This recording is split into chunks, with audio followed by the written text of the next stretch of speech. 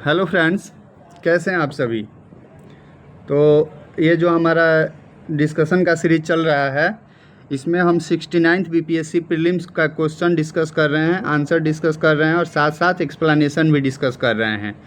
तो इस पे जो है 3 जो वीडियो है वो चैनल पे अपलोड किया जा चुका है। पार्ट 1 में था हिस्ट्री, पार्ट 2 में था आपका ज्योग्राफी और कॉन्स्टिट्यूशन यानी कि पॉलिटी, और पार्ट 3 में था आपका बिहार स्पेशल था, और उसके साथ में क्या था तो आपका इकोनॉमिक्स था। तो यहाँ पे दिया हुआ है 89, यहाँ से साइंस शुरू होता है जो काफ़ी इम्पोर्टेंट है बीपीएससी में ये सब्जेक्ट। सबसे पहले उसमें दिया है जीव विज्ञान, उसके बाद आएगा आपका भौतिकी, उसके बाद आएगा रसायन। इसके बाद जो अगला टॉपिक है वो करंट अफेयर्स का है। तो ये एग्ज़ाम जो है पीछे हो चुका है, तो करंट अफेयर्स का जो है हम डिस्कशन नहीं करेंगे। उसके बाद मिसलेनियस दिया हुआ है, उसको डिस्कस करेंगे, और मैथ रीजनिंग दिया हुआ है। ठीक है जी। तो ये पार्ट 4 जो है हमारा वीडियो का, तो इसमें आपका 69th बीपीएससी का जो प्रीवियस ईयर एमसीक्यू होगा वो कंप्लीट हो जाएगा। इसके तुरंत बाद हम हिस्ट्री, जो सब्जेक्ट मैंने बताए थे आपको कि 5 इम्पोर्टेंट हैं, उसमें आपका हिस्ट्री हो गया, साइंस हो गया, बिहार स्पेशल हो गया, करेंट अफेयर हो गया। ठीक है। तो आप जिसको कहेंगे उसको मैं शुरू कर दूंगा, और उसमें जो है हम 68 यानी कि 68वीं बीपीएससी से लेके 60वीं 62वीं बीपीएससी तक का जो है क्वेश्चन एक साथ डिस्कस करेंगे। तो अगला जो हमारे वीडियो आएगा उसमें एक पूरा हिस्ट्री का लेक्चर होगा, फिर उसके बाद आपका साइंस होगा, उसके बाद आपका जैसे जैसे सब्जेक्ट आएगा वैसे हम डिस्कस करेंगे। तो आइए शुरू करते हैं। प्लीज़ आप हमारे इस चैनल को सब्सक्राइब कर दीजिए और वीडियो को लाइक कर दीजिए। तो 89 नंबर क्वेश्चन है और आज के डिस्कशन का ये फर्स्ट क्वेश्चन है। तो आपका क्वेश्चन दिया हुआ है कि निम्नलिखित में से कौन से जीव के स्वाद नहीं हैं। आपका यहाँ पे 7 स्वाद दिया हुआ है और पूछ रहा है कि जीव का जो है वो कौन सा स्वाद नहीं है। तो आपका जो करेक्ट आंसर इसमें दिया है वो बी दिया है, और बी में है 4 और 7। 4 में क्या है आपका मसालेदार, और 7 में है तीखा। तो मसालेदार और तीखा जो है जीव का स्वाद नहीं है। तो जीव का स्वाद क्या क्या है वो हम देख लेते हैं पहले। तो जीव का हमारा स्वाद हो गया मीठा, कड़वा, नमकीन, उमामी और खट्टा। मसालेदार और तीखा जो है वह जीव का स्वाद नहीं है। आइए व्याख्या देखते हैं। व्याख्या दिया हुआ है कि मनुष्य के जीभ में स्वाद कलिकाओं से जुड़े विभिन्न प्रकार के पैपिला होते हैं जो स्वाद का पता लगाने के लिए जिम्मेदार होते हैं। जैसे मीठा, कड़वा, नमकीन, उमामी, खट्टा स्वाद का पता जीभ लगा सकती है, लेकिन मसालेदार और तीखे स्वाद का पता जीभ नहीं लगा सकती है। ठीक है जी। आइए अगला देखते हैं। निम्नलिखित में से कौन से जोड़े सही सुमेलित हैं। तो इसमें आपको पुट का प्रयोग कर सही उत्तर बताना है। तो आपका ऑप्शन ए सही है। 3 और 4 जो हैं वो सही सुमेलित हैं। तो 3 में है आपका डिस्पेनिया। डिस्पेनिया क्या है तो सांस की तकलीफ़ है, और एनोसिमिया ये जो है गंध की आंशिक या पूर्ण हानि है, आपको कोई सुगंध ही नहीं आएगा। किसमें तो एनोसिमिया में और डिस्पेनिया में सांस का तकलीफ़ होगा। तो 3 और 4 जो है वह सही है। बाकी 1, 2, 3 जो है वह सुमेलित, 1 और 2 जो है वह सुमेलित नहीं है। आइए इसका उत्तर देखते हैं। व्याख्या है कि एनोरेक्सिया ईटिंग डिसऑर्डर से जुड़ा है। ठीक है जी। जो पहला दिया हुआ था एनोरेक्सिया वो किससे जुड़ा हुआ है तो ईटिंग डिसऑर्डर से जुड़ा हुआ है। उसके बाद है आपको इंसोप्रिया, तो ये नींद के विकार से जुड़ा है। समझे, इसको अपोजिट कर दिया है। देखिए मैं आपको फिर से दिखा देता हूँ। एनोरेक्सिया का जो सही होगा वो क्या होगा तो वो खाने का विकार है, और इंसोप्रिया जो है वो क्या है तो वो नींद संबंधी विकार। इसको उल्टा कर दिया, इसीलिए फर्स्ट और सेकंड गलत है और थर्ड और फोर्थ सही है। डिस्पेनिया सांस की तकलीफ है, और एनोसिमिया गंध की आंशिक या पूर्ण हानि है। समझ गए। आइए नेक्स्ट देखते हैं। 91 नंबर क्वेश्चन दिया हुआ है। कोविड टीकाएं प्रतिरक्षी प्रतिक्रिया को कैसे उत्तेजित करती हैं। समझे। कोविड की जो टीका है वह प्रतिरक्षी प्रतिक्रिया को कैसे उत्तेजित करती है, तो इसका करेक्ट आंसर देखते हैं हम। सबसे पहले वो है आपका ऑप्शन डी, और इसमें दिया हुआ है कि जीवित क्षीण सारस कोव 2 वायरस प्रवेश करा के, यानी कि जीवित क्षीण सारस कोविड-2 वायरस प्रवेश करा के जो है वह प्रतिरक्षी प्रतिक्रिया को उत्तेजित करती है। एक्सप्लेनेशन देखते हैं इसका। कोविड का टीका यानी कि कोविड वैक्सीन जीवित क्षीण सारस कोव-2 वायरस को ह्यूमन बॉडी में प्रवेश कराकर प्रतिरक्षी प्रतिक्रिया को उत्तेजित करती है। कोवैक्सीन इस श्रेणी के अंतर्गत आती है, अर्थात इसमें निष्क्रिय या क्षीण जीवित वायरस का उपयोग किया जाता है। कोविशील्ड इसी श्रेणी के अंतर्गत आती है, लेकिन यह वायरल वेक्टर वैक्सीन है जो चिंपैंजी में पाए जाने वाले एडेनोवायरस का उपयोग करके बनाई गई है, न कि सारस कोव 2 वायरस का। अन्य विकल्प जो हैं वो आपका ABC गलत हैं। समझ गए। तो ह्यूमन बॉडी में जो है इसको प्रवेश करा के जीवित क्षीण जो सारस कोव 2 है प्रतिरक्षी प्रतिक्रिया को उत्तेजित करती है। 92 नंबर देखते हैं। DNA डबल हेलिक्स संरचना की खोज किसके द्वारा की गई थी। DNA का जो आपका डबल हेलिक्स संरचना होता है उसकी खोज की गई थी जेम्स वाटसन और फ्रांसीसी क्रिक के द्वारा, यानी कि ऑप्शन डी सही है। ठीक है, आइए इसका देखते हैं एक्सप्लेनेशन क्या दिया हुआ है। DNA डबल हेलिक्स संरचना की खोज वर्ष 1953 में जेम्स वाटसन और फ्रांसिस क्रिक द्वारा की गई थी। ठीक है जी, दो लोगों ने किया था, जेम्स वाटसन और फ्रांसीसी क्रिक ने। कब किया था, तो 1953 में किया था। क्या किया था, तो DNA डबल हेलिक्स संरचना की खोज की थी। आगे दिया हुआ है कि इस प्रकार की संरचना DNA अणु के दो जुड़े हुए धागों से बनी होती हैं जो हेलिक्स जैसी आकृति में एक मुड़ी हुई सीढ़ी की तरह एक दूसरे के चारों ओर लपेटे हुए रहते हैं। DNA एक मॉलिक्यूल है जो जीवित कोशिकाओं के क्रोमोसोम में पाए जाते हैं। आगे है, इनकी संरचना एक घुमावदार सीढ़ियों के अनुरूप होती है। इनमें जेनेटिक गुण पाए जाते हैं जो एक जीवित प्राणी के विकास, प्रजनन, वृद्धि में कार्य का निर्देश देते हैं। आइए 93 देखते हैं। वेक्टर टीके प्रतिरोधक शक्ति प्रदान करने के लिए कैसे काम करते हैं। तो ये काम करते हैं फ्रेंड्स, वायरस को किसी भी अन्य वायरस से संशोधित संस्करण में रख कर। ठीक है, तो आपका जो ऑप्शन बी है वो करेक्ट है। वेक्टर टीके जो है प्रतिरोधक शक्ति प्रदान के लिए कैसे काम करते हैं, तो वायरस को किसी भिन्न वायरस के संशोधित संस्करण में रख कर। समझ गए, ऑप्शन बी जो है वह सही है।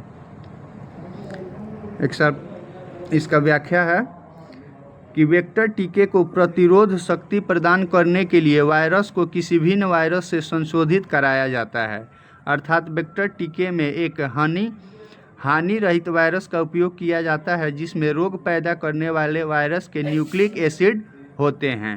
ठीक है जी, क्या होते हैं, तो न्यूक्लिक एसिड होते हैं। ये संशोधित वायरस होस्ट के अंदर एंटीजन बनाते हैं और उनके खिलाफ सुरक्षात्मक प्रतिरक्षा प्रदान करते हैं एंटीजन बना के। अगला देखते हैं, 94 नंबर है, लेकिन ये आज के डिस्कशन का 4 नंबर क्वेश्चन है। mRNA पद का विस्तारित रूप क्या है जो महामारी की शुरुआत से ही व्यापक रूप में चर्चा में रहा। mRNA, ठीक है जी, mRNA क्या है, तो यह है फ्रेंड्स आपका messenger ribonucleic acid. Option D में दिया हुआ है, मैसेंजर राइबोन्यूक्लिक एसिड है mRNA। समझे। इसका जो एक्सप्लेनेशन है देखते हैं हम, व्याख्या में क्या दिया हुआ है। व्याख्या दिया हुआ है आपका, mRNA का पूर्ण रूप मैसेंजर राइबोन्यूक्लिक एसिड है। ठीक है, विट्रो ट्रांसक्राइब mRNA एक प्रकार का सिंथेटिक आरएनए है जिसे प्रयोगशाला में डीएनए टेम्पलेट और आरएनए पॉलीमरेज का प्रयोग करके उत्पादित किया जाता है। क्या है एमआरएनए? तो यह सिंथेटिक आरएनए है, यानी कि जिसको बनाया जाता है। इसका उपयोग किसका? एमआरएनए का उपयोग आरएनए अनुसंधान, टीके या प्रोटीन निर्माण आदि में किया जा सकता है। ज्ञातव्य है कि मेडिसिन या फिजियोलॉजी या शारीरिक क्रिया विज्ञान में वर्ष 2023 का नोबेल पुरस्कार कैटालिन कारिको और ड्यू विस्मैन को संयुक्त रूप से दिया गया है। समझे? साइंस का यह क्वेश्चन है, लेकिन इसको करंट से जो है रिलेट करके पूछा गया था। अगला है कि इन्हें यह पुरस्कार मैसेंजर राइबोन्यूक्लिक एसिड यानी कि एमआरएनए के न्यूक्लियोसाइड बेस संशोधन पर उनके अभूतपूर्व कार्य करने एवं वर्ष 2020 के शुरुआत में आई कोरोना महामारी के दौरान कोविड-19 के विरुद्ध एमआरएनए वैक्सीन विकसित करने के लिए दिया गया है। ठीक है, इस साल का जो है नोबेल प्राइज वो हम किसी अलग वीडियो में डिस्कस कर लेंगे। 95 नंबर क्वेश्चन में दिया हुआ है, आगत तथा निर्गत तंत्रिकाएं मिलती हैं। तो कहाँ मिलती हैं फ्रेंड्स ये? तो आपका ऑप्शन बी यानी कि केंद्रीय तंत्रिका तंत्र में आगत तथा निर्गत तंत्रिकाएं मिलती हैं। व्याख्या है, आगत तंत्रिका यानी कि संवेदी और निर्गत तंत्रिका रीढ़ की हड्डी में मिलती हैं, जो केंद्रीय तंत्रिका के प्रमुख भागों में से एक है।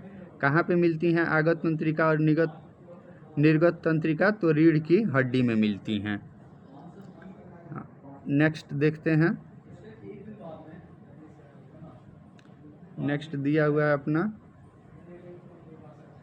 सूची 1 को सूचीदेश से सुमेलित कीजिए और नीचे दिए गए कूट का प्रयोग कर सही उत्तर चुनिए।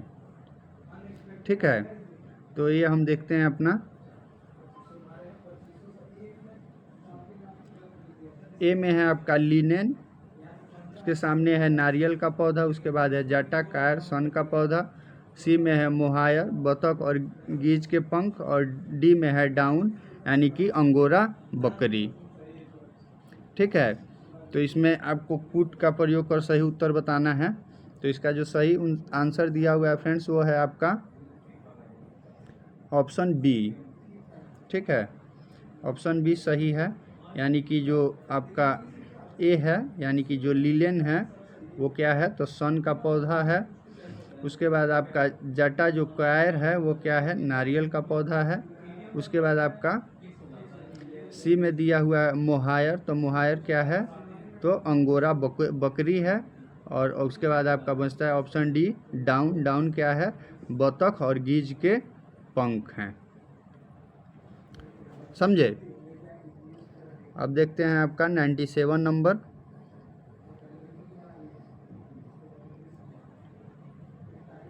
निम्नलिखित कथनों पर विचार कीजिए।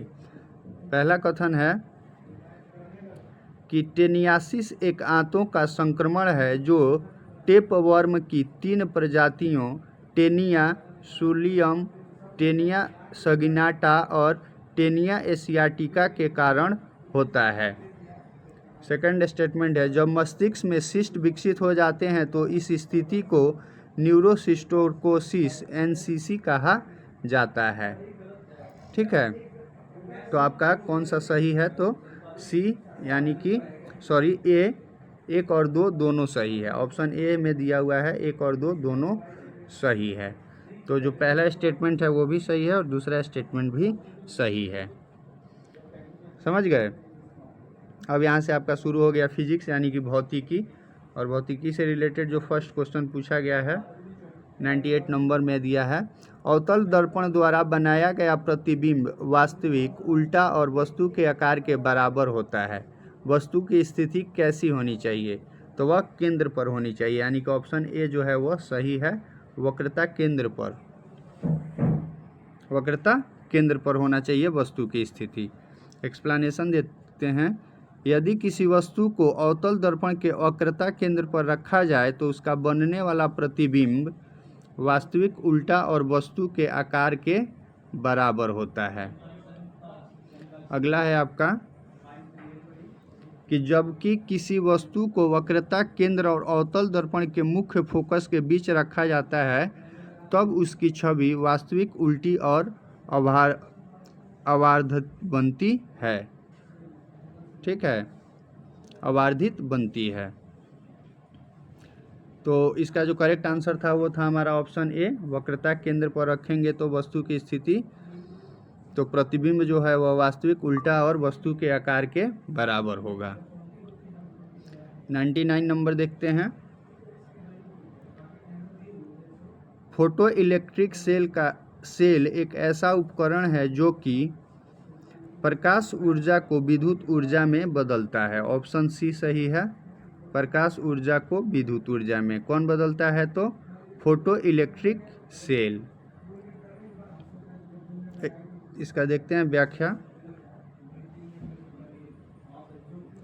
इलेक्ट्रिक सेल एक ऐसा उपकरण है, फोटो इलेक्ट्रिक सेल एक ऐसा उपकरण है जो कि प्रकाश ऊर्जा को विद्युत ऊर्जा में बदल देता है, यानी यह फोटो इलेक्ट्रिक प्रभाव से संचालित होता है। इसमें कैथोड पराबैंगनी किरणों द्वारा विकिरणित होता है, इससे इलेक्ट्रॉन निकलते हैं जिनसे विद्युत धारा बनती है। तो फोटो इलेक्ट्रिक सेल जो है क्या करता है? तो प्रकाश ऊर्जा को विद्युत ऊर्जा में बदल देता है। 100 नंबर क्वेश्चन देखते हैं। 100 नंबर दिया है कि निम्नलिखित में से कौन सा तरल बिजली का कुचालक है? सुचालक भी होता है और कुचालक भी होता है, तो कुचालक पूछा गया है। तो इसका जो करेक्ट आंसर है वो आपका ऑप्शन डी है, और डी में दिया है कि उपयुक्त में से कोई नहीं, यानी कि नींबू का रस, संतरे का रस और नमकीन का पानी, यह जो है किसी भी तरल बिजली का जो है यह कुचालक नहीं है। देखते हैं इसका एक्सप्लेनेशन में। खारा पानी सोडियम और क्लोरीन आयनों को अलग कर देता है ताकि इन आयनों के अस्तित्व के कारण यह विद्युत का अच्छा संवाहक बन जाए। संतरे के रस के साथ साथ नींबू के रस में भी H+ आयन युक्त एसिड होता है और ये आयन विद्युत के सुचालक होते हैं। क्या होते हैं? सुचालक। जो ऑप्शन ए बी सी में दिया हुआ है वो सब सुचालक है, और यहाँ पे क्वेश्चन कुचालक पूछा गया था, इसीलिए इसका करेक्ट आंसर था ऑप्शन डी, उपयुक्त में से कोई नहीं। ठीक है, 101 नंबर क्वेश्चन देखते हैं। अलग अलग द्रव्यमान की दो वस्तुएं चंद्रमा की सतह के पास स्वतंत्र रूप से गिरने से क्या होगा? तो उनका जो है ऑप्शन बी सही है कि किसी भी क्षण एक ही वेग होगा। समझे? व्याख्या देखते हैं। यदि अलग अलग द्रव्यमान यानी कि समान ऊंचाई से दरमियान की दो वस्तुएं चंद्रमा की सतह के पास गिरती हैं तो किसी भी क्षण उनकी गति समान होगी। इसका मुख्य कारण चंद्रमा में वायु की अनुपस्थिति है। ठीक है जी, एक ही साथ गिरेंगी वो। क्यों? तो क्योंकि चंद्रमा जो है वहाँ पे वायु का जो है अनुपस्थिति है। अगला देखते हैं। एसी करंट को कैसे उत्पन्न करते हैं? तो वह जो है आपका डायनेमो के द्वारा, यानी कि ऑप्शन बी सही है। एसी करंट को डायनेमो के द्वारा उत्पन्न करते हैं। व्याख्या देखिए। डायनेमो डीसी करंट जनरेटर और एसी करंट जनरेटर दोनों के रूप में कार्य करता है, जबकि ट्रांसफार्मर एक विद्युत उपकरण है जो एक दिए गए इनपुट वोल्टेज को लेता है और अलग अलग आउटपुट वोल्टेज में बदल देता है। आगे है कि चोक कुंडली एक ऊंचे प्रेरक तत्व की कुंडली होती है जो कि पृथक्कृत तांबे के मोटे तार को बहुत से फेरों में लोहे की पटलित क्रोड पर लपेटकर बनाई जाती है। आपका ऑप्शन ए और सी को एक्सप्लेन किया गया है, लेकिन एसी करंट को कैसे उत्पन्न करते हैं? तो डायनेमो के द्वारा करते हैं, ये आप याद रखेंगे। उसके बाद है आपका 103 नंबर क्वेश्चन। धारा घनत्व होता है, तो ए में है बीमा बाई विहीन, बी में है एक सदिश राशि, सी में एक अदिश राशि और डी में उपयुक्त में से कोई नहीं। तो धारा घनत्व जो होता है फ्रेंड्स वह होता है आपका सदिश राशि, यानी कि ऑप्शन बी सही होगा।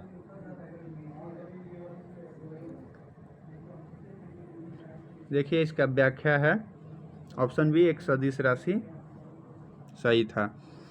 इसका व्याख्या है कि किसी चालक माध्यम के भीतर किसी पृष्ठ के लंबवत दिशा में इकाई क्षेत्रफल द्वारा प्रवाहित होने वाली विद्युत धारा को धारा घनत्व यानी कि करंट डेंसिटी कहा जाता है।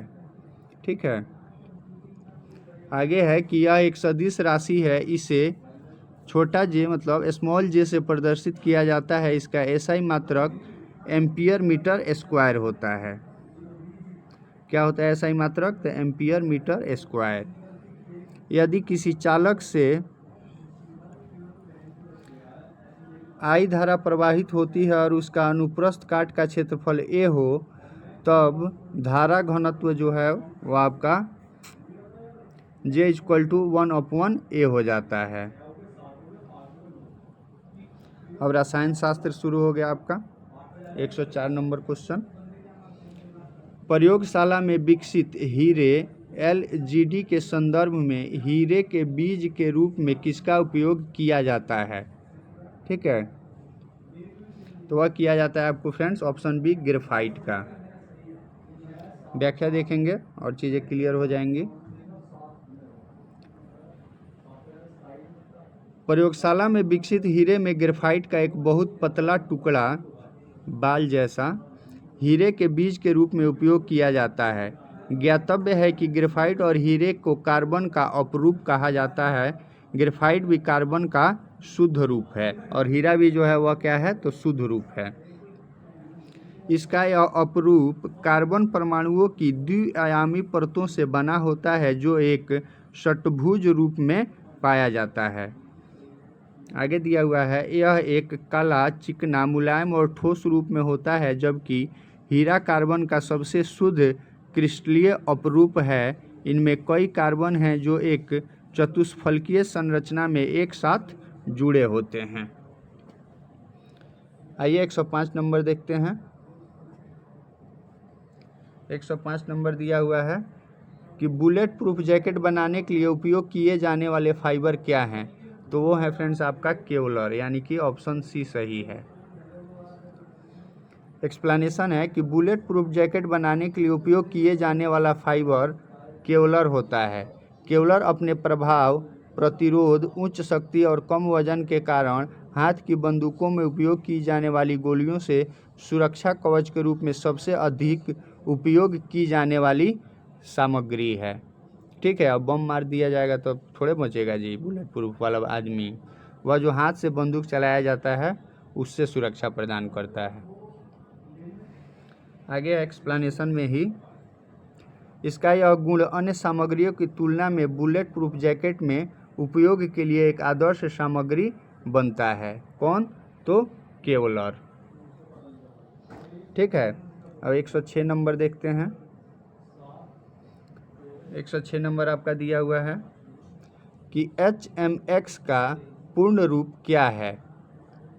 ठीक है, यहाँ पे 1 2 3 4 दिया हुआ है और पुट का प्रयोग करके सही बताना है। तो इसका जो उत्तर है वह फ्रेंड्स केवल जो है यहाँ पे बी है और बी में दिया हुआ है केवल एक। फुल फॉर्म है तो एक ही सही होगा। तो HMX का पूर्ण रूप क्या है? तो वह है हाई मेल्टिंग एक्सप्लोसिव। क्या है? हाई मेल्टिंग एक्सप्लोसिव, HMX का पूर्ण रूप। देखिए कन्फ्यूजन के लिए कैसे ऑप्शन बना दिया गया है। इसका देखते हैं व्याख्या। HMX का पूर्ण रूप हाई मेल्टिंग एक्सप्लोसिव है। ठीक है जी, H से हाई, M से मेल्टिंग और X से एक्सप्लोसिव। इसे ऑक्टोजन भी कहा जाता है। हाई मेल्टिंग एक्सप्लोसिव को क्या कहा जाता है? तो ऑक्टोजन भी कहा जाता है। यह एक शक्तिशाली और नाइट्रोमाइन उच्च विस्फोटक है। क्या है यह? तो नाइट्रोमाइन उच्च विस्फोटक है जो रासायनिक रूप से RDX से संबंधित है। RDX बनाने में भी इसका प्रयोग किया जाता है। आइए आगे देखते हैं। विलयन या विलायक के प्रति इकाई आयतन या प्रति इकाई द्रव्यमान में उपस्थित विलय की मात्रा को रसायन में किस रूप में जाना जाता है? तो वह जाना जाता है विलयन की सांद्रता के रूप में, यानी कि ऑप्शन सी सही है। समझ गए? आइए अब इसका व्याख्या देख लेते हैं। व्याख्या में और भी चीज़ें क्लियर हो जाती हैं। विलयन के प्रति इकाई आयतन अर्थात प्रति इकाई द्रव्यमान में उपस्थित विलय की मात्रा को रसायन में विलयन की सांद्रता के रूप में जाना जाता है। आगे है, विलयन की सांद्रता मुख्यतः दो प्रकार की होती है। जिस विलयन में विलय की मात्रा कम होती है उसे तनु विलयन कहते हैं, जबकि जिस विलयन में विलय की मात्रा अधिक होती है उसे सांद्रित विलयन कहते हैं। तनु विलयन किसे कहते हैं? तो जिस विलयन में विलय की मात्रा कम हो। आगे इसका रासायनिक सूत्र है C=m/v, जहाँ C सांद्रता है जबकि m घुले हुए विलय का द्रव्यमान है और v जो है वह घोल का कुल आयतन है। देखते हैं 108 नंबर। 108 नंबर दिया हुआ है, मेडिकल केमिस्ट्री में दवाओं का वर्गीकरण किस आधार पर सबसे अधिक उपयोगी है? तो वो है फ्रेंड्स आपका आणविक लक्ष्य के आधार पर, यानी कि ऑप्शन बी में दिया हुआ है। आणविक लक्ष्य के आधार पर जो है मेडिकल केमिस्ट्री में दवाओं का वर्गीकरण सबसे अधिक उपयोगी है। आगे है इसका व्याख्या कि रसायन विज्ञान में जिन दवाओं के वर्गीकरण का आधार आणविक लक्ष्य पर आधारित होता है वे दवाएं सबसे अधिक उपयोगी होती हैं। आणविक लक्ष्य। 109 नंबर क्वेश्चन है, साइंस का है यह। 109 नंबर क्वेश्चन देखते हैं। निम्नलिखित में से कौन सा प्रतिक्रिया की दर को धीमा करता है? ठीक है, तो आपका इसका करेक्ट आंसर दिया है ऑप्शन डी, यानी कि उपयुक्त में से कोई नहीं, यानी कि ए बी सी में से कोई नहीं। इसका व्याख्या देखते हैं। विषमांगी उत्प्रेरक में अधिकारक उत्पादन एवं उत्प्रेरक की भौतिकी अवस्था विभिन्न रूप के कारण वृद्धिमान रहती है, जबकि समांगी उत्प्रेरक में पदार्थ की उपस्थिति से अभिक्रिया में भाग नहीं लेता है, यह केवल क्रिया की गति को प्रभावित करता है। वह पदार्थ जो स्वयं उत्प्रेरक का कार्य नहीं करता है लेकिन अपनी उपस्थिति से उत्प्रेरक की उत्प्रेरण शक्ति को बढ़ा देता है, उत्प्रेरक वर्धक कहलाता है, जो बढ़ा देता है। आगे है कि अतः विषमांगी उत्प्रेरक, समांगी उत्प्रेरक एवं उत्प्रेरक वर्धक अपनी प्रतिक्रिया को दर को बढ़ा देते हैं, न कि धीमा कर देते हैं। ए बी सी ऑप्शन में जो दिए हुए हैं। और यहाँ पे पूछा गया है कि कौन सा प्रतिक्रिया की दर को धीमा करता है, इसीलिए इसका करेक्ट आंसर ऑप्शन डी है। अब देखते हैं 110 नंबर क्वेश्चन। 110 नंबर क्वेश्चन है फ्रेंड्स, सूचीयोग को सूची 2 से सुमेलित कीजिए और नीचे दिए गए कूट का प्रयोग कर सही उत्तर चुनिए। तो आपका ए में है मैजेंटा, उसके बाद उसके सामने है संयोजन हरा और लाल, बी में है टील, उसके संयोजन है लाल और नीला, उसके बाद है सी में मोव और उसका संयोजन दिया हुआ है नीला, हरा और सफ़ेद, और डी में है सियान, उसका जो संयोजन दिया है सामने नीला, लाल और सफ़ेद दिया हुआ है। तो इसका जो करेक्ट आंसर है फ्रेंड्स वो है हमारा ऑप्शन डी। ठीक है, तो यहाँ पे जो है आपका सही सुमेल दिखाया गया है। मैजेंटा से क्या होता है तो लाल और नीला होता है, टील से क्या होता है तो नीला, हरा और सफ़ेद होता है, मोव से क्या होता है तो नीला, लाल और सफ़ेद, और सियान से हरा और नीला।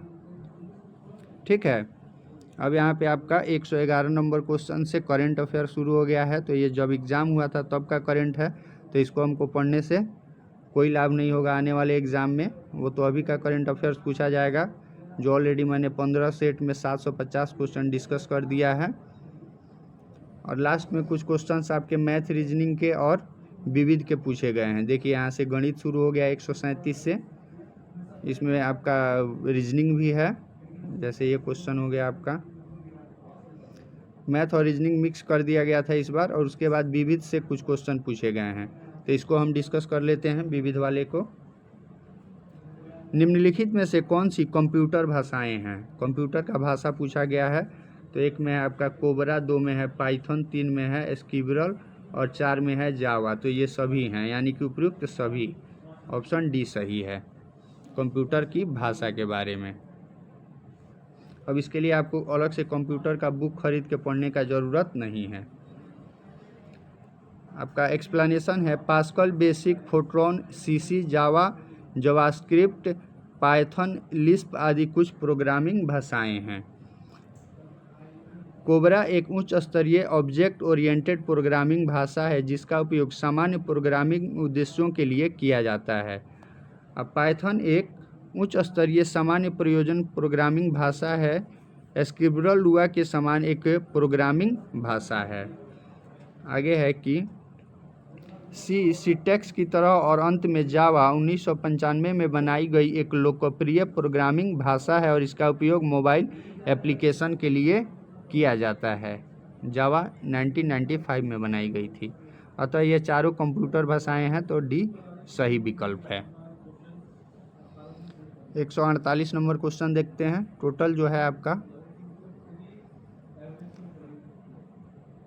इसमें 147 देख लिया हमने, 148 देखते हैं। 150 क्वेश्चन पूछा जाता है बीपीएससी में, जिसमें से मात्र 100 क्वेश्चन जो है आपका निगेटिव मार्किंग के बाद सही होना चाहिए। क्वेश्चन कह रहा है कि मैनहट्ट परियोजना क्या है? तो मैनहट्ट परियोजना फ्रेंड्स वह है आपका डी सही, एक अनुसंधान और विकास उपक्रम जिसने पहले परमाणु हथियार का उत्पादन किया, वह क्या है? तो मैनहट्टन परियोजना है। इसका एक्सप्लेनेशन देख लेते हैं जल्दी से। The Manhattan project making the atomic bomb द्वितीय विश्व युद्ध के दौरान अमेरिकी परमाणु बम कार्यक्रम की उत्पत्ति और विकास के एक संक्षिप्त इतिहास को दर्शाता है। यह परियोजना द्वितीय विश्व युद्ध के दौरान अमेरिका द्वारा यूनाइटेड किंगडम और कनाडा के सहयोग से चलाया गया एक शोध और निर्माण कार्यक्रम था, जिसके अंतर्गत प्रथम परमाणु बम का निर्माण किया गया। तो अब द्वितीय विश्व युद्ध जो है पूछ दिया इसमें रिलेट करके। मैनहट्टन प्रोजेक्ट जो आपका अमेरिका और यूनाइटेड किंगडम और कनाडा के सहयोग से चलाया गया था।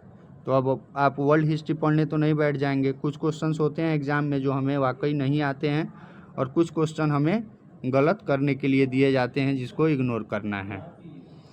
आ रहा है तो आ रहा है, नहीं आ रहा है कोई बात नहीं, छोड़ के हम आगे बढ़ जाएंगे। 150 क्वेश्चन है, 50 क्वेश्चन छोड़ने का ऑप्शन है, लेकिन 50 नहीं छोड़ना है आपको। जो है 120 से 130 क्वेश्चन जो है अटेम्प्ट करना है एग्ज़ाम में, तब जाके आपका निगेटिव अगर 10 क्वेश्चन हो गया तो काट पीट के आप प्रीलिम्स जो है क्वालिफाई कर जाएंगे। लेकिन कोशिश करना है कि 120-30 के रेशियो में 10 से 15 मैक्सिमम 15 क्वेश्चन से ज़्यादा गलत नहीं होना चाहिए।